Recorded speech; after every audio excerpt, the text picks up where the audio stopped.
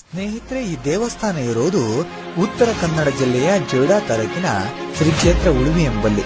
ಈ ದೇವಸ್ಥಾನವು ಸುಮಾರು 800 ವರ್ಷಗಳಷ್ಟು ಪುರಾತನವಾದ ದೇವಾಲಯ ಇದಾಗಿದ್ದು, ದೇವಾಲಯವು ಸುಂದರವಾದ ಪ್ರಾಂಗಣ, ಧ್ವಜಸ್ತಂಭ, ಆಕರ್ಷಕವಾದ ಗರ್ಭಗುಡಿಯನ್ನು ಹೊಂದಿದೆ.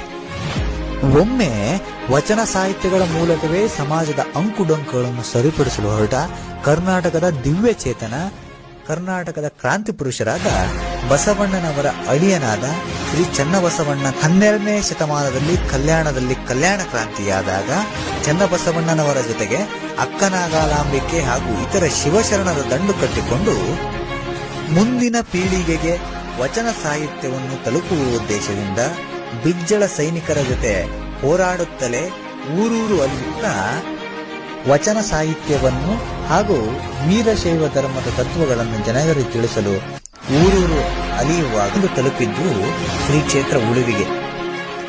ಚನ್ನಬಸವಣ್ಣನವರು ಇಲ್ಲಿಯೇ ಉಳಿದು ಜನರಿಗೆ ತಮ್ಮ ವಚನ ಸಾಹಿತ್ಯವನ್ನು ತಮ್ಮ 24ನೇ ವಯಸ್ಸಿಗೆ ಶ್ರೀ ಕ್ಷೇತ್ರ ಉಳುವಿಯಲ್ಲೇ ಜೀವಂತ ಸಮಾಧಿಯಾಗಿ ತೀರಿಕೊಳ್ಳುತ್ತಾರೆ.